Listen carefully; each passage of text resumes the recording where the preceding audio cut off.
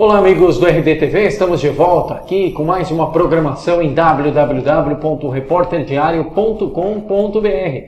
A pauta de hoje, Mundo Sindical. Temos aqui a presença em nossos estúdios, ele que é tesoureiro do Sindicato dos Metalúrgicos de Santo André e Mauá. Eu vou dizer o nome, mas ninguém vai saber, viu? É o Adilson Torres dos Santos. Agora, o apelido todo mundo conhece, é o Sapão do sindicato aqui dos metalúrgicos. Sapão, prazer em recebê-lo, tudo bem? Tudo bem, Leandro? É um prazer estar aqui falando com vocês e todos os internautas aí. Com certeza. Estava até brincando aqui, Sapão, acho que até na rua, se você ouvirem te chamar de Adilson, você acha que não atende, né? Não, já acostumamos aí com o apelido, né? Como eu costumo brincar, eu falo que o apelido passa a ser o nome, né? Então, quando chamam você pelo nome, aí você até estranha um pouco, né? Tal a habitualidade que você está em sempre ser chamado pelo apelido, né? Com certeza. Isso é importante, até a gente começar o nosso bate-papo. Recentemente a gente falava com o presidente Martinha e um dos itens da pauta era justamente a campanha salarial deste ano.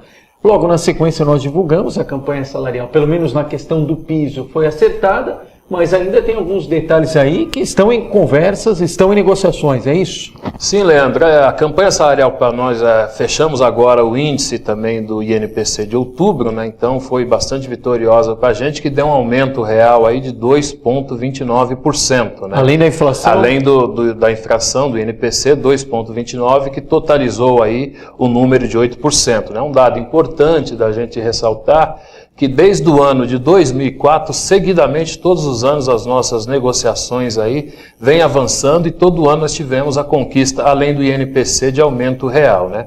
E agora, com a finalização da nossa campanha aí, ficou aí uma reivindicação antiga de alguns trabalhadores, que a gente já vem fazendo há muito tempo, que seria aí de um abono emergencial. Certo. Esse abono que no ano passado, salvo engano, foi mais de R$1.000. Isso, em algumas empresas aí ele chegou em torno de R$1.400, né, que a gente é incorporado normalmente aquele abono que vem compensatório, por fato do reajuste ser aplicado em 1º de janeiro. Então vem um abono compensatório, onde a gente discute aí uma reformulação, e em algumas empresas no ano passado ele chegou em torno de R$1.400. E esse ano vai dar para repetir o abono? Esse ano estamos com a intenção aí, mas a coisa não está muito fácil não, né? Já temos aí 3 empresas onde a gente existe aí uma negociação, né? Mas está difícil, provavelmente deva ocorrer paralisações aí nessa empresa, ainda em função dessa questão desse abono. Ainda essa semana? Provavelmente essa semana. A gente vai estar tendo reunião com as empresas aí, mas pelo que a gente percebeu, a coisa não deve estar avançando muito, né?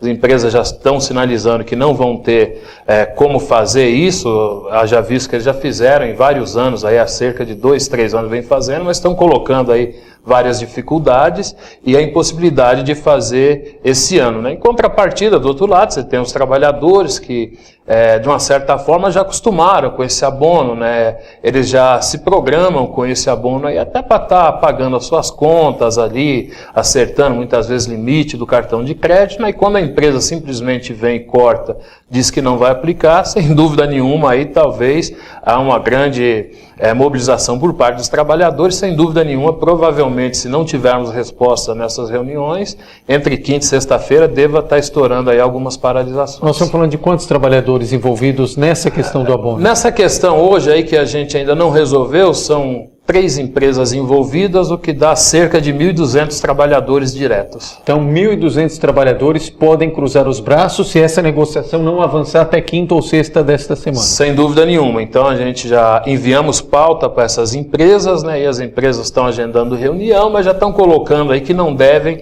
evoluir muito, né? E na semana passada, nós também tivemos assembleia na porta dessas empresas, onde foi colocada a situação para os trabalhadores e eles aprovaram, se caso a negociação não evoluir, que a gente entra em paralisação por tempo determinado. Pode falar o nome das 3 empresas? Posso sim, são 2 ali da região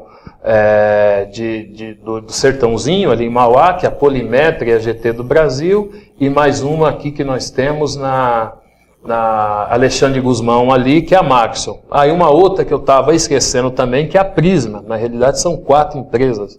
A Prisma ali, que é a antiga Pirelli, que é fabricadora ali de cabos de energia. Certo. E qual a justificativa? O ano passado, como você destacou, em algumas empresas esse abono chegou a quase R$ 1.400. E esse ano a justificativa da empresa para não repetir esse abono qual é? Eles alegam ali que estão com dificuldades financeiras, né, que tiveram que fazer até alguns desligamentos ao longo dos anos. Sempre o que eles nos colocam ali é a dificuldade de estar negociando junto ali as montadoras, que muitas vezes as montadoras não repassam aí os índices de reajuste, nem dos salários, nem da matéria-prima, né? E também a paralisação aí por conta de férias coletivas que deve estar ocorrendo nas montadoras no final do ano, baixando a carteira de pedidos. Então eles colocam do lado dos empresários aí a inviabilidade de estar fazendo aí esse abono. Mas neste momento o posicionamento é para não ter esse abono por parte dos empresários ou é para ter um abono mais menor do que aquele que foi dado no ano passado? Não, na realidade o que eles querem dar ali é simplesmente o que está convencionado, né? Que hoje a nossa convenção fechou nos 8%, 1º de janeiro de 2014, e 20% de abono, né? Isso daí, logicamente, como já está negociado na federação como um patamar mínimo, então isso daí eles concordam em dar, mas isso daí não vai atingir a expectativa dos trabalhadores, né? Haja vista aí que se nós pegarmos um salário médio de R$2.000, isso daí vai representar em torno de R$400, né? Então isso aí não vem aí atender a reivindicação dos trabalhadores. O piso a partir de janeiro do ano que vem vai ser de 2.000, Sapão? Não, o piso está muito baixo. Isso é a gente pegando aí um salário médio, né? Salário médio. É isso, o piso aí, hoje infelizmente uma coisa que a gente luta bastante é para que tenha piso único, né? Mas infelizmente tem que na Fiesp as negociações elas são divididas por grupos, né? Então nós temos 9 grupos de negociações lá, entre Sindipeças, Fundição, Grupo 10, e alguns deles 2, em outros até 3 pisos, né? Dependendo da quantidade de trabalhadores. Até 100 trabalhadores é um piso, de 101 a 300 outro piso, acima de 300 outro piso, né? Mas a gente costuma dizer, o preço das mercadorias para o trabalhador é igual, né? Quando ele vem no supermercado. Então por isso que a gente reivindica piso único, né? Mas hoje o maior piso aí, fechado, ele vai estar chegando em torno de R$1.400, que seria do Sindipeças, né? R$1.400 do Sindipeças. E essa questão do piso único é algo difícil de ser concretizado, Sapão? É muito difícil, né? Que eles colocam para a gente a dificuldade, principalmente nos outros estados, que quando a gente fala desse piso único, na realidade, a ideia disso daí antiga era de ter um piso único nacional, né? Não só a nível de estado, mas nacional. Hoje você tem um piso, na realidade a gente pode dizer, você tem um piso a nível de estado, que não é único, né? Tem essas diferenciações, mas porém que não atende aí o anseio da categoria, muito defasado. Hoje o DIEESE coloca aí que um salário médio aí para uma família de 2 a 3 pessoas poder sobreviver seria em torno de R$2.700, né?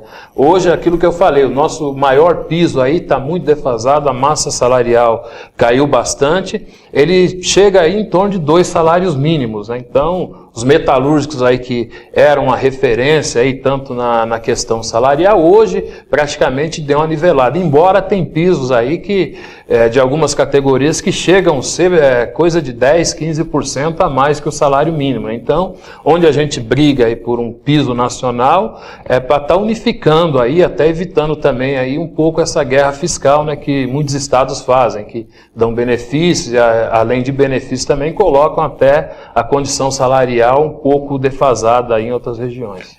Sapão, ao longo deste ano de 2013, muito se falou de algumas intercorrências aí no cenário econômico, algumas dificuldades, que a gente poderia estar à beira de uma crise, outros um pouco mais pessimistas chegaram a cravar que o Brasil viveu e ainda está numa crise, mas de uma forma geral, o trabalhador, ele sentiu, por exemplo, o monstro da inflação no dia a dia dele, ele diminuiu o poder de consumo dele por conta de um receio ou por conta de uma influência direta do setor econômico?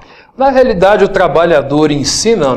O trabalhador, ele continua ali comprando ali, né, de acordo com o que ele recebe. Muitas vezes, que a gente tem até dito, né, em função da massa salarial ter caído muito, muitas vezes se endividando bastante, né, o que a gente conseguiu perceber aí, eu costumo dar até um dado, né, cerca de, se a gente pegar aí de 2010, 2011 para cá, se citar 3 empresas da região, a gente teve aqui uma perca em postos de trabalho, mais de 1.000 postos de trabalho, né, e perdidos, porque uma coisa é quando a empresa ela demite, ela vem e contrata outro trabalhador para aquela função. Uma coisa é quando ela demite e não recontrata, ela elimina o posto de trabalho, né? Então, o que a gente a gente está habituado a perceber que existe assim uma crise meio obscura, né? Não é aquela crise que está defragada. Quando ela está defragada, você sabe que ela vai começar e mais ou menos ela tem um prazo para terminar, né? Então existe aí uma situação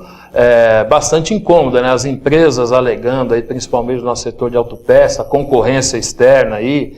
Infelizmente, hoje nós temos aí recorde de produção, aí, de venda de veículos por ano, aí, mas em contrapartida as empresas nos colocam de autopeças, que a grande maioria das peças elas vêm importadas, quando não, o carro não vem todo montado, ele é simplesmente vendido. Que é uma grande discussão. E até nesse ponto, Sapão, na sua avaliação, o governo federal tem feito a lição de casa? Tem dado os incentivos necessários para que as empresas possam não só manter essa mão de obra trabalhadora, como expandir, como abrir novos postos de trabalho, ou para 2014 a gente ainda tem que avançar muito nesse cenário?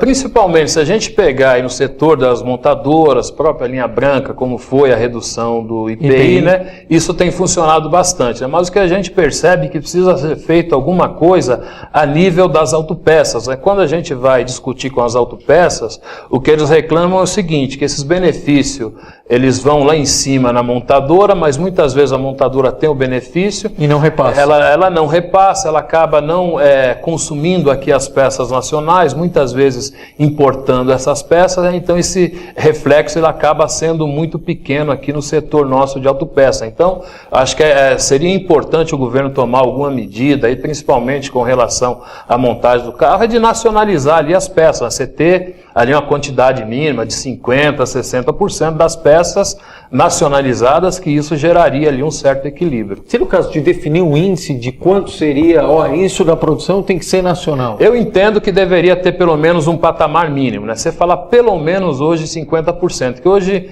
muitas autopeças onde a gente vai discutir, onde a gente vai fazer o debate, eles colocam aí que a maioria dos carros aí não chega a ter nem 35 de peças nacionais. Hoje então, não tem nem 35. Em alguns carros sim, eles colocam essa dificuldade.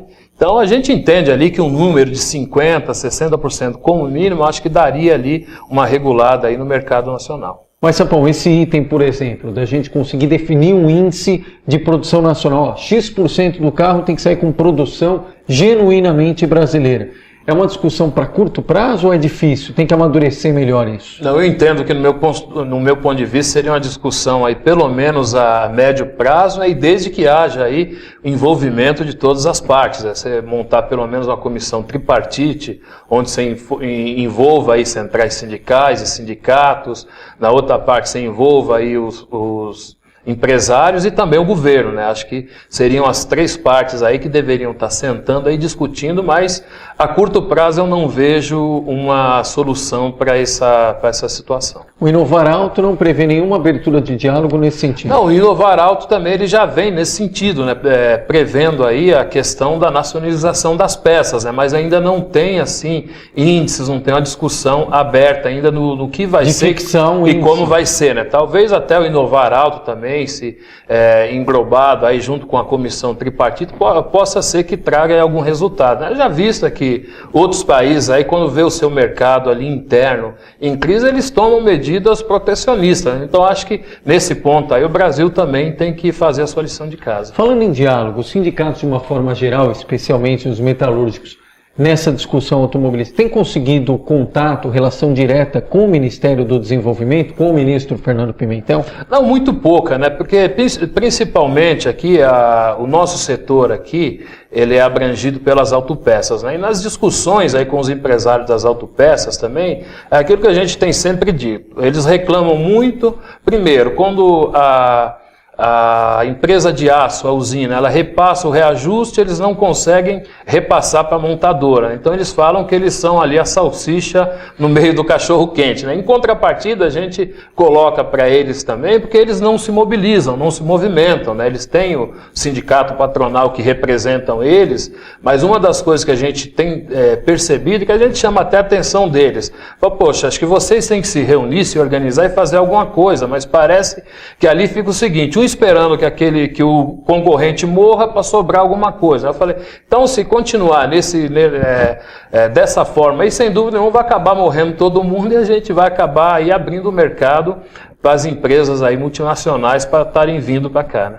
Isso. E na pauta ainda, Sapão, das perspectivas, não poderia deixar de tocar nesse assunto, foi o último item, inclusive, da nossa conversa passada com Martinha, essa possibilidade, à época ainda era possibilidade, da criação da Secretaria de Trabalho. Ainda não tem nada oficializado, mas agora já tem concreto, o projeto já está pronto, inclusive o prefeito Carlos Grana protocolou na Câmara na sessão da semana passada. Não ele diretamente, mas integrantes do Executivo foram até a Câmara fazer o protocolo e esse gesto no intuito de pedir a apreciação dos vereadores.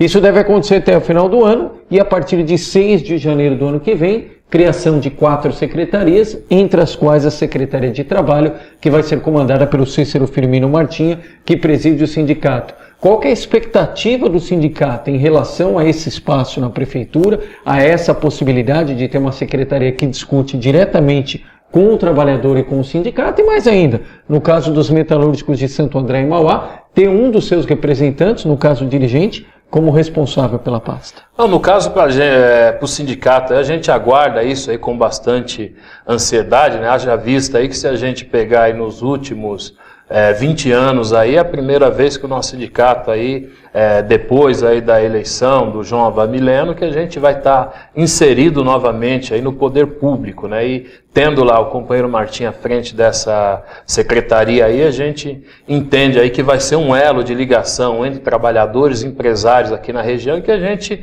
logicamente, através dessa secretaria aí, a gente consiga desenvolver um trabalho muito bom aí perante não só os trabalhadores, os empresários, como toda a sociedade também. Sapão, nesse caso, a gente fala muito, toda vez que fala de incentivo, de benefício, é muito mais voltado a um diálogo direto do mundo sindical com o governo federal. Mas no caso aqui a gente está falando da secretaria que está na esfera municipal. O que a prefeitura pode fazer para ajudar no dia a dia do trabalhador? Hoje, na questão não digo em si do trabalhador, né? Os empresários que reclamam aqui muito, principalmente questão da água, energia, né? Onde eles falam aqui que o custo é muito alto.